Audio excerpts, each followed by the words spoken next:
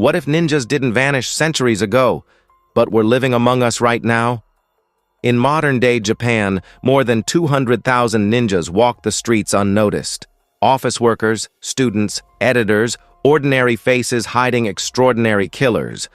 But when a secret war resurfaces, when underground assassins emerge from the shadows, and when a lazy, sleep-loving ninja is forced back into battle, high school becomes a war zone. Invisibility turns into a weapon, and one quiet boy is pushed toward a sacrifice no one saw coming.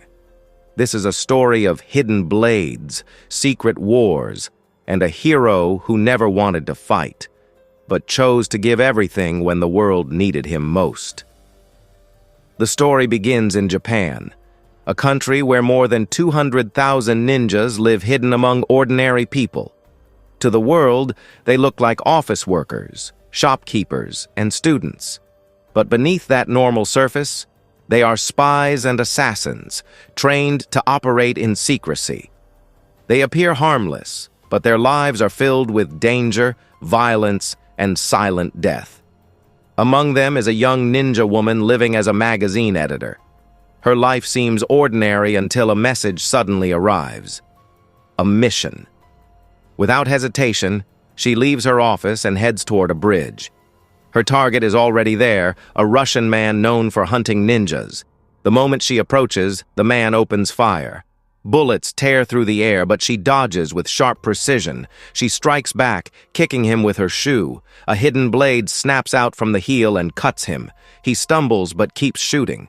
She moves again, throwing ninja stars, one slamming hard into his leg. Still, he refuses to fall. She attacks with her electric baton, but it has no effect. The man grabs her and throws her violently to the ground. From a distance, a senior ninja watches, preparing to intervene. Before he can fire, something sharp grazes his arm. He turns and sees a young man approaching calmly. This is Kuro. Kuro enters the fight without urgency. In seconds, he overwhelms the Russian man, locking his legs around his neck and strangling him to death. As the body collapses, Kuro turns to the girl and casually tells her he is leaving and that she can take care of the rest. She stares at him in shock and asks why, if he killed the man, he is letting her take the credit. Kuro simply replies that he does not want to work. He wants to go home. He is sleepy. And then he walks away. Kuro lives alone in an old, worn-down house. His life is quiet and empty. To pass the time, he practices flicking toothpicks like darts, embedding them into walls with perfect accuracy. One night, a senior ninja enters his room with a new mission. After the war, rogue ninjas formed a secret organization known as the Underground Ninjas. Intelligence reports say they have infiltrated a local high school built over the ruins of an old World War II military academy. Something dangerous lies hidden beneath it. Kuro is ordered to go undercover as a student and uncover their plan. To help him, the senior ninja gives Kuro a special suit that allows partial invisibility. As Kuro examines it, his neighbor calls out from the bathroom, asking for toilet paper, and warns him not to look. Kuro climbs the wall to reach the roll, but as he turns back, she smacks him hard in the face with a slipper. The next morning, Kuro arrives at the high school and learns he must pass an entrance exam. The news drains him. For a moment, he considers leaving, but fear of the senior ninjas forces him to stay. Inside the exam hall, he notices a girl named Noguchi retaking the test. He sits beside her. Soon he realizes the ninja organization has prepared for him. Answers have been arranged on the floor using colored rice grains. As Kuro starts copying them, Noguchi screams, mistaking the grains for insects. The teacher offers to clean them. Panicked, Kuro drops his eraser, rolls a paper ball, and throws it at Noguchi while pretending to retrieve the eraser. She screams again, accusing the teacher of touching her. While chaos fills the room, Kuro hurriedly completes the exam. Before he finishes the math section, the teacher's foot scatters the rice. With no options left, Kuro wets himself and starts crying, claiming fear caused an accident. The teacher comforts him and says the exam is only a formality and that he will pass even with a blank sheet. After school, Kuro walks home with Noguchi and invites her to his house. She hesitates but agrees. On the rooftop, they talk.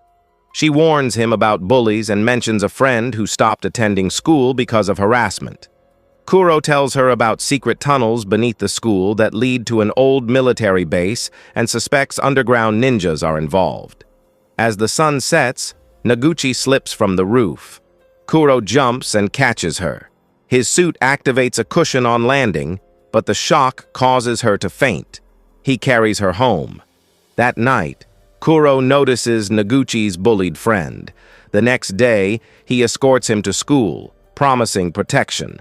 When bullies attack again, Kuro intervenes, twisting one bully's leg with a precise kick. Moments later, a red laser shines on Kuro's face from a teddy bear.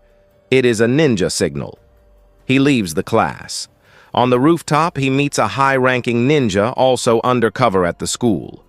Another ninja is revealed to be the school's director. When Kuro meets him, the director attacks, mistaking him for an enemy. Kuro blocks every strike and calmly warns him that satellites are targeting him. A laser from the sky slices the director's sword in half, proving it.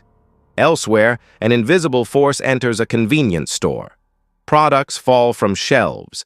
The store clerk reveals herself as a ninja but is killed by an invisible attacker. The ninja girl receives news that her master is dead. Soon after, she herself is attacked and realizes the enemy belongs to the underground ninjas, the only ones with full invisibility suits. Noguchi lies in her room, thinking about Kuro. Suddenly, he appears beside her bed and warns her that a massive battle is coming at the school. He tells her not to attend for a few days and disappears through the window. Saruta is revealed as the invisible killer. The next morning, he infiltrates the school using a dead student's body. Panic erupts as students are slaughtered. The ninja girl arrives and confronts Saruta. He removes his mask and reveals his hatred, blaming her for humiliating him in the past. They fight fiercely. She gains the upper hand until her electric baton fails against his suit. Saruta overpowers her. The high-ranking ninja joins the fight, forcing Saruta away from the girl. She survives and retreats. Saruta and the ninja clash violently. In the exchange, the ninja's sword shatters. Badly wounded and bleeding, he realizes he is about to die. At the final moment, the senior ninja arrives and kills Saruta with a single decisive strike. The high-ranking ninja survives. Noguchi searches for Kuro and learns he entered the tunnels. Underground, Kuro confronts the most popular girl in school, revealed as the mastermind. She easily overpowers him and reveals her plan to lure all ninjas together and locate the satellite weapon. Noguchi arrives with a ring from the director. Kuro activates it, summoning a sword. They fight brutally.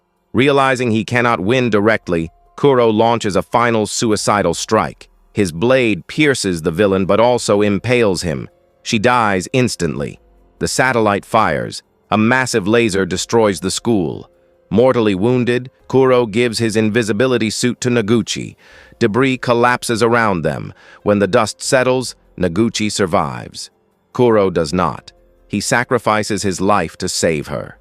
The story ends in silence, with ruins, loss, and the memory of a ninja who pretended to be lazy but chose to give everything when it mattered most.